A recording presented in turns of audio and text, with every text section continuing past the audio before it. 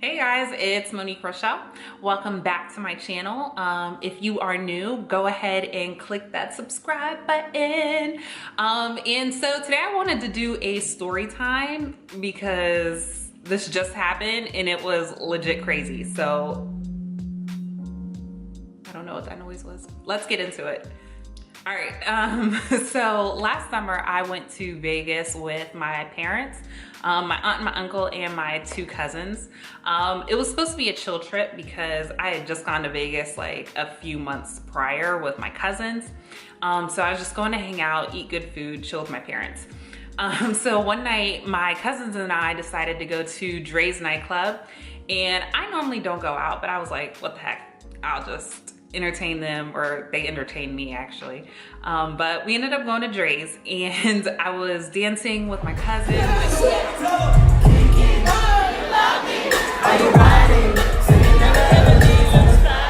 And I was trying to keep up with him. I'm not sure what that noise is.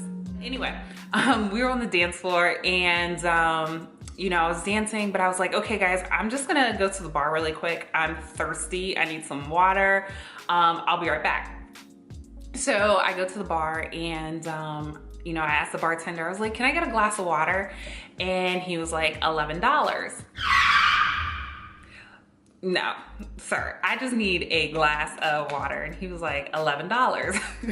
I'm just like, at that point I was like, you're not about to charge me $11 for a glass of water. So I'm going back and forth with the bartender, and this guy walks up to me and he's like, what's going on?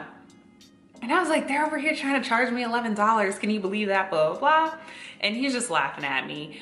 But you know, he was a decent looking guy, and he was really nice and sweet. It was a little nerdy, but I'm nerdy too, so it's okay. So we're talking and I was like, so what do you do? And he was like, I'm an engineer. And I was like, oh, okay, who do you work for? And he was like, you're not gonna know the company. And I was like, try me. And I said that because I work, I'm in HR, but I work in the engineering field. So the company that he named is actually the company I work for, but he works at a different location. So we're talking and talking, and then the club shuts down. And at this point, it's like 4 a.m. because it's Vegas. And so this dude goes,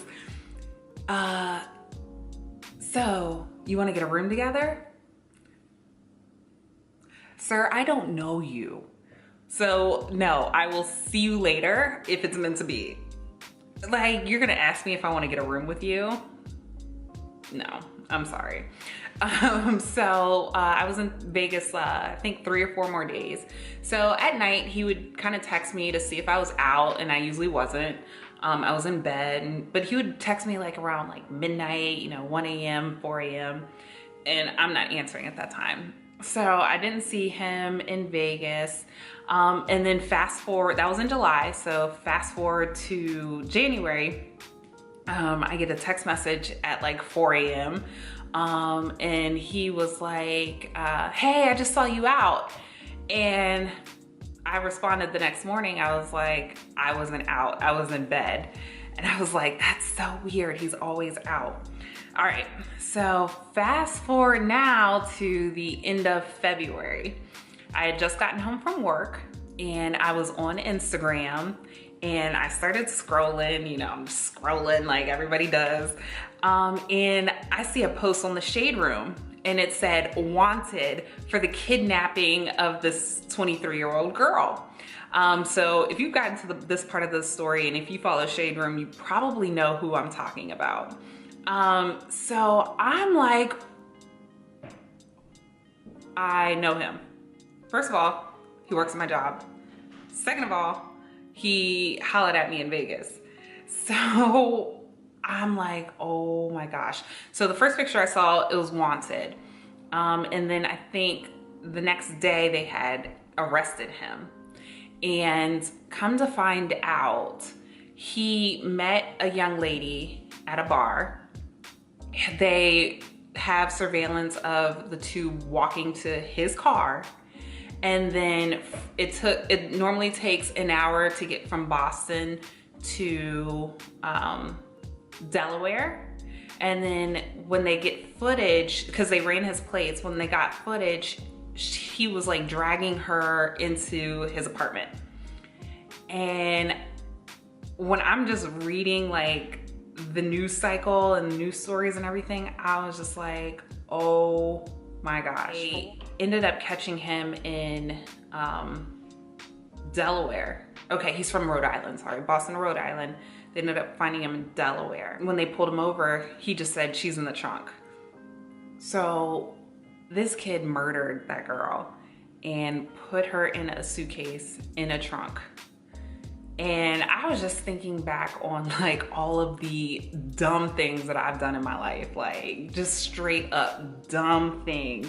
Yo, like I really do feel like sometimes I'm living off the prayers of my grandmother and my mom. Like that could have been me because, you know, he tried to, I mean, take me home. Like you just never know. You just never know. And she went out for her birthday and she never came back. And, you know, she went out with a group of girls and, you know, so many times you get separated from your girls, but it's like no big deal. Like, oh, we'll just see her later. But sometimes you don't see them later. So I thought I would do this story time though. Like send this to your girlfriends. Like I just wanted to share that story as like a warning, but also not even to scare you, but to just be mindful of the people that you're around. Yeah guys, like I met him in Vegas and I just talked to him in January and he murdered that girl in February.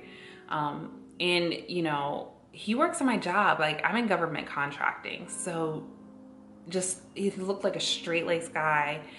He was very friendly to me, but you just never know who you're running into. So that's my story time. If you guys like story times, I have plenty of other stories. Just let me know. Give it a thumbs up if you like this kind of content, and I will see you guys later. Bye.